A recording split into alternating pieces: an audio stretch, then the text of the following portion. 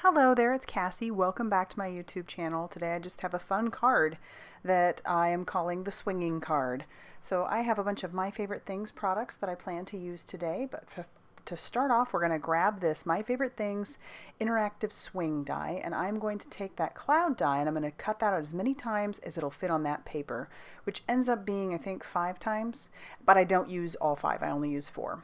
And I'll do some ink blending. I've grabbed my Vivace beauty brushes, and these are just an inexpensive way of sponging on some ink, and I'm using some chipped sapphire distress oxide ink on that first panel. I'm trying to build a sunset, and these are the colors that I've chosen.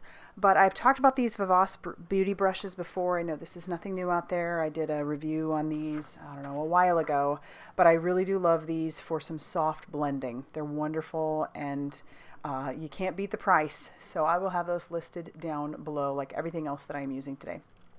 For the second panel I am moving on. I do end up ripping that top part, but it isn't a big deal because that actually is going to end up being covered up. But I am sticking a piece of scrap paper underneath each one of those clouds, and I'm cleaning off my brush now because I plan to switch colors. And to clean off the brushes, you just do it on some like a microfiber cloth, and you are good to go on to the next color, as you can see. So this next color is Worn Lipstick, and I'm doing that all across the bottom, trying to get a nice little blend between that chipped sapphire and that Worn Lipstick. And I'm being fairly dark with that first go. So this next part I'll do a little bit softer on the top. Oh, well, I start off actually a little strong, but that's okay. I will blend that down, and I'm not going to go all the way down because I will plan to move on to the next color for this next one. And once again, just putting that piece of scrap paper underneath each one of those clouds to try and get a little bit more color on the clouds so that they stand out just a little bit from that background. Clean off my brush again and moving on to some mustard seed.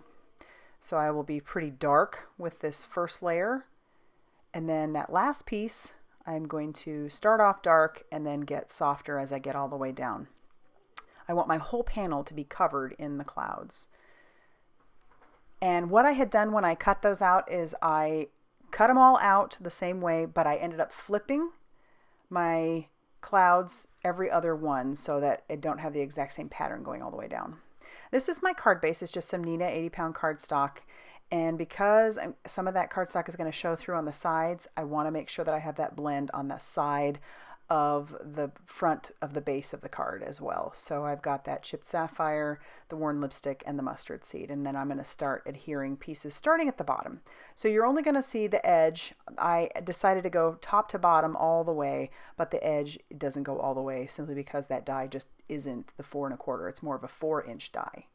And then I'll just start layering those. And as you can see, that's what I was talking about as far as staggering the pieces. So I flipped them every other one so that it wasn't the exact same cloud formation each time. And this is where I was talking, where I tore that. I can just kind of stick it down and you won't even know because that top panel will end up covering it.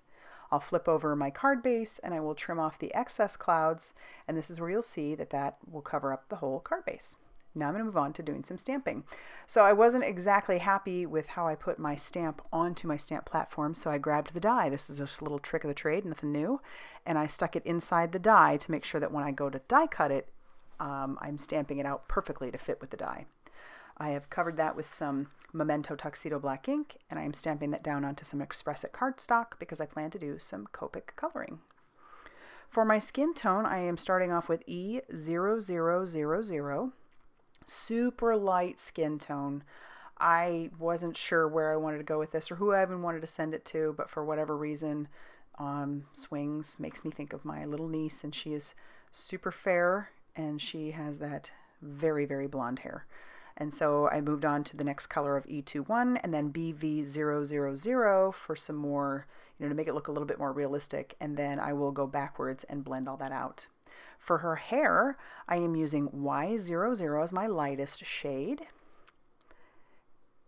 And I'm just going to put down a light layer of color. I know a lot of times people, if they've been coloring a while, they tend to go darkest to lightest, but I still go lightest to darkest because I find that's the better way for me.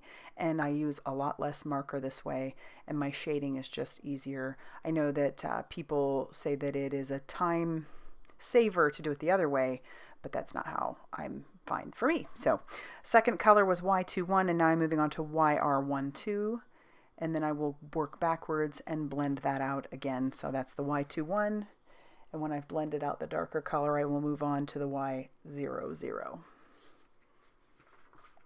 For the little flowers, I've used RV11. I tend to use that for cheeks as well.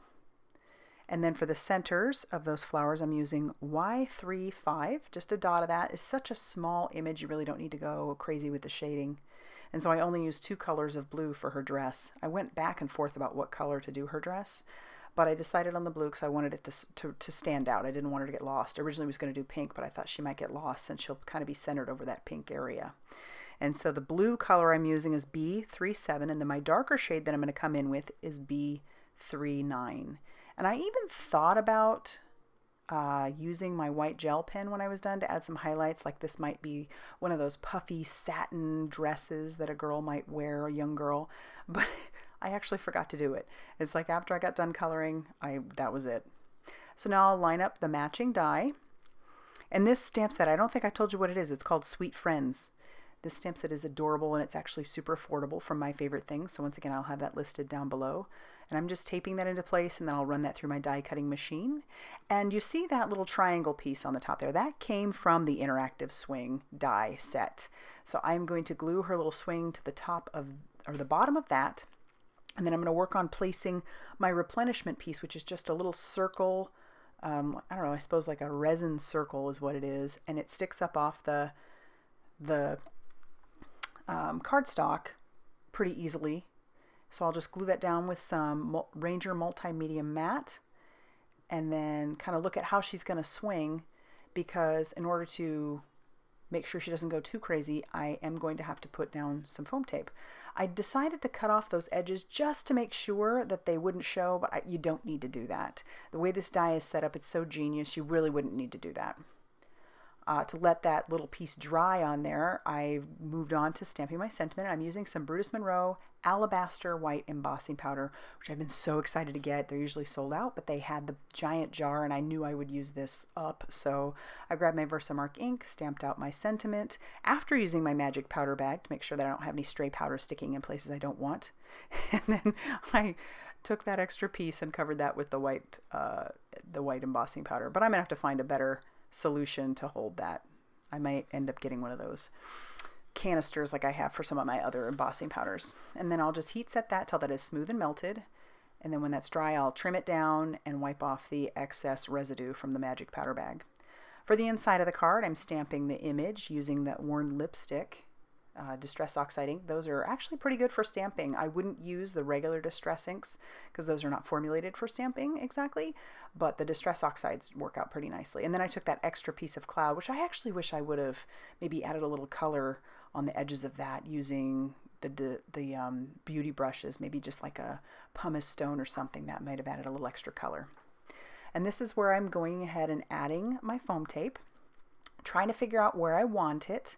You don't want it to go down too far, and you don't want it to go all the way, otherwise you hinder the mechanism from being able to swing. So I trimmed down some more of that Scotch foam tape, and this is where I, trying to get it to move. I thought I had it good, but it's a little too close, so it won't swing, and I'll find this out here in a second. So as you can see, I'm like, well, that's not going to swing very easily. So I pull off that foam tape. So I try it out, and it's not swinging. So I pull off that foam tape, and I just end up tearing it down so that it won't hinder that mechanism anymore. And with that replenishment, it actually is about the height of 2, like having to stack up your foam tape twice. So that's what I've decided to do. I'll take the foam tape and I will double it all up, taking off the backing paper of the bottom one. Would have been so much easier if I had actually thought about that ahead of time. But this works out, it's fine, it's no big deal, and it's nothing anybody can actually see underneath, so it's not a big worry. And then when I have the tape all put down, doubled up, I'll make sure that my mechanism fits on there nicely. Make sure you put that on there before you adhere anything. Peel off all of my backing paper from my foam tape. And then I will squirt a little bit of that Multimedia Matte Ranger liquid glue to make sure that it stays. And then I will adhere the clouds to the top of that. And then I'll play around with it because I could honestly play around with it all day. I love how she swings. It's so fun. And then I'll adhere my sentiment down to the lower left-hand side after I cut a little banner on it. And then I'll flip that over, trim off the excess, and play with it a little more, and that's going to finish off this card. So, as always, I will have the items that I use listed down below. If you liked this video, go ahead and hit the like button, subscribe if you haven't already done so, and as always, thank you so much for stopping by and for leaving some love.